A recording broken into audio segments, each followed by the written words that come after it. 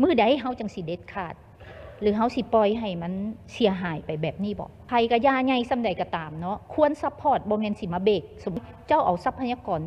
ทรัพย์แผ่นดินของเฮาไปซื้อไปขายแบบนี้ต้องมีความรับผิดชอบต่ออันพื้นแผ่นดินเฮาคือกันขอแสดงความนับถือฮักแพงบรรดาท่านข้าพเจ้าขอมีคำเห็นใจบทของกระทรวงพลังงานและบ่อแฮและขอมีคำเห็นใส่เวียกที่ขึ้นกับกระทรวงพลังงานและบ่อแฮน้ำเนาะข้าพเจ้าอยากมีข้อเสนอว่าเห็นดีที่สุดกับท่านรองประธานที่ได้มีลักษณะซี่น้ำหรือว่าข้อเสนอให้แก่กระทรวงพลังงานและบ่อแฮว่าเกตต่ำลงมาต่ำลงซี่หั่นนะให้ใจข้าพเจ้านี่อยากให้ยุบพูดแหละท่านประธานเนาะ เพราะว่าอย่างมันทำลายสิ่งแวดล้อมหลายเนาะถามว่าเฮาผิดบ่ที่ผ่านมานี่พวกเฮาแก้ในแง่ของบริหารนี่อ่อนโพดแล้วข้าเจ้ากับว่าเฮาอ่อนกันอันคือกันกับท่านสสได้เว้าอันนี้เป็นจุดอ่อนของไทยเฮาที่บ่เข้มแข็งในเรื่องของการคุ้มครองเนาะเพราะว่าหยัง FS feasibility study ข้าพเจ้าเชื่อมั่นว่าข้าเจ้าจะเฮ็ดมางามเบิดก่อนสิขอลงทุนในเมื่อว่าถ้าเฮ็ดบ่ได้ตามนั้นค่อยมีสิทธิ์ยกเลิกหรือเฮ็ดมาตรการใดก็ได้รัฐบาลบ่ผิดกระทรวงพลังงานบ่ผิดและกระทรวงพลังงานและบ่แห่บ่ผิดเนาะเพราะว่าได้เขียนคักแน่เลยได้ว่าเจ้าสิเฮ็ดแบบนี้แต่ในที่สุดเจ้าเฮ็ดบ่ได้จังซี่คันเฮ็ดบ่ได้ก็แปลว่าจุดอ่อนของพระชนสิบึงจังซี่ได้มันสิเป็นจุดอ่อนของเจ้าหน้าที่เฮาแล้วเขาสิตีราคาไปว่ากันย้อนเฮาร่วมหัวกับเขาสมมุติจังซี่เห็นบ่อันนี้มันชัดเจนที่สุดอยากให้เฮาเด็ดขาดหน่อยนึงคันบ่ซั่นสิ่งแวดล้อมพวกเขานี่เสียหายหลายท่านประธานไปกวดคักๆแน่นี่บ่จักสิอยู่ใส่ละบัดนี้เนาะอันนี้เป็นเหตุการณ์ที่เกิดขึ้นฮ้อนๆเฮาก็จังเคยเห็นตัวบอนที่เฮาบ่ไปกวดนี่ยังมหาศาลแท้ๆสำหรับเรื่องบ่อแฮอันนี้แม่นข้าพเจ้าอยากขอฝากแท้ๆว่ามื้อใดเฮาจังสิเด็ดขาดหรือเฮาสิปล่อยให้มันเสียหายไปแบบนี้บ่เฮาบ่ผิดนะท่านประธานอันข้าพเจ้ามั่นใจว่ามาตรการบ่แม่นว่าเขามาลงทุนแล้วเฮาสิอลุ่มอรวยบ่ได้อันนี้น่ะบางเรื่องได้แต่บางเรื่องที่มันทำลายเจ้าเอาทรัพยากรทรัพย์แผ่นดินของเฮาไปซื้อไปขายแบบนี้ต้องมีความรับผิดชอบต่ออันพื้นแผ่นดินเฮาคือกันเนาะอันนี้แม่นอยากให้รัฐบาลมีความเด็ดขาดแท้ๆข้าพเจ้าเชื่อมั่นว่าท่านรัฐมนตรีมีความตั้งใจเข้ามาแก้ปัญหาฉะนั้นหลายภาคส่วนก็ต้องสนับสนุนรัฐมนตรีเองก็ต้องกล้าหาญที่จะเด็ดขาดในหน้าที่การเมืองที่ตัวเองรับผิดชอบข้าพเจ้าเชื่อว่าเพิ่นก็อยากแก้ไขแต่ภัยก็ย่าใหญ่ซำใดก็ตามเนาะควรซัพพอร์ตบ่แม่นสิมาเบรกสมมุติว่าจังซี่อันนี้มีบ่มีก็ขอฝากไว้เนาะตามที่ข้าพเจ้าทัศนะข้าพเจ้าคิดว่าแนวนั้นมันเสียหายหลายเนาะข้อที่2มาอยากขอเสนออันถามแล้วก็มีเสนอแนะนำโซลูชันนำเนาะพอข้าพเจ้าอ่านอันขอตกลงเลขที่1เท่าใดก็เลขที่0160นี่นะ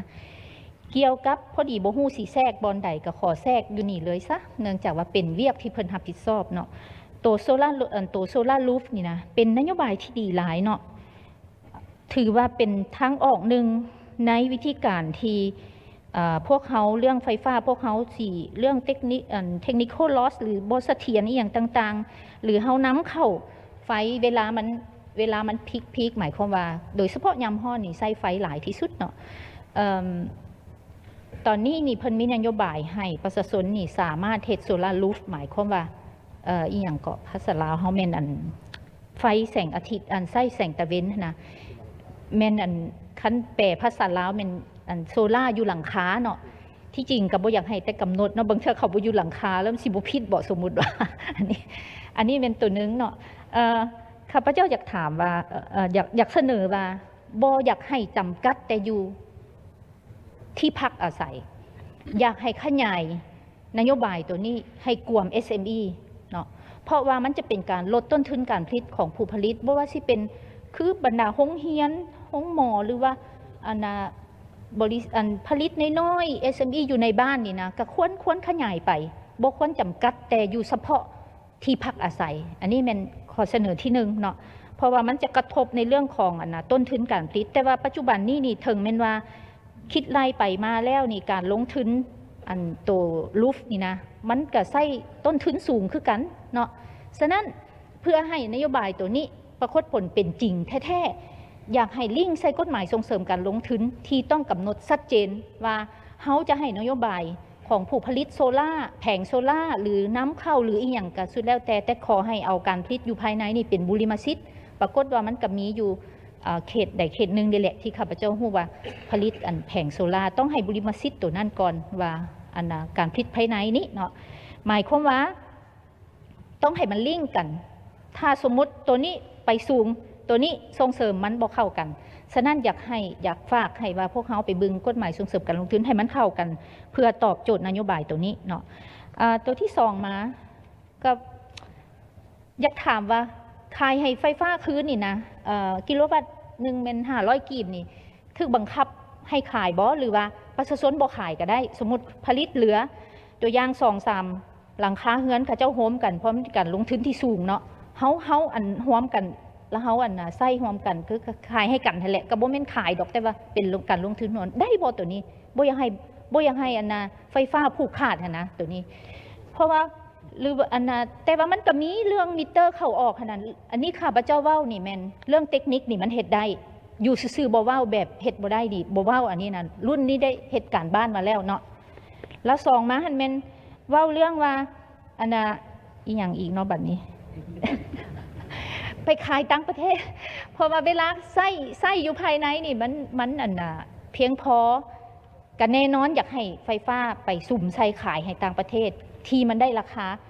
หลายกว่าอันนี้ก็คือว่าแม่นพวกเพิ่นก็ได้คิดลายแบบนี้นี่แหละจังค่อยออกมานโยบายแบบนี้ค่ะพระเจ้าสนับสนุนที่สุดนโยบายตัวนี้เนาะเป็นนโยบายที่ดีและเฮาเองก็อยากซัพพอร์ตเพื่อให้มันปรากฏผลเป็นจริงเพราะว่าคือปัจจุบันนี่พลังงานสะอาดนี่คันสิเว้าประเทศลาวนี่เนื้อหอมเด้เนาะเพราะว่าพวกเขานี่ผลิตพลังงานสะอาดซะเป็นส่วนหลาย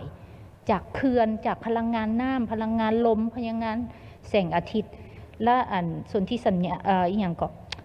ส่วนที่สัญญาต่างๆที่พวกเขาไปเซ็นว่าจะเป็นคาร์บอนเครดิตนั่นนี่มันก็เป็นกระแสของละทุกบอลก็อยากมาซื้อไฟอยู่นี่ฉะนั้นนโยบายภายในตัวนี้มัน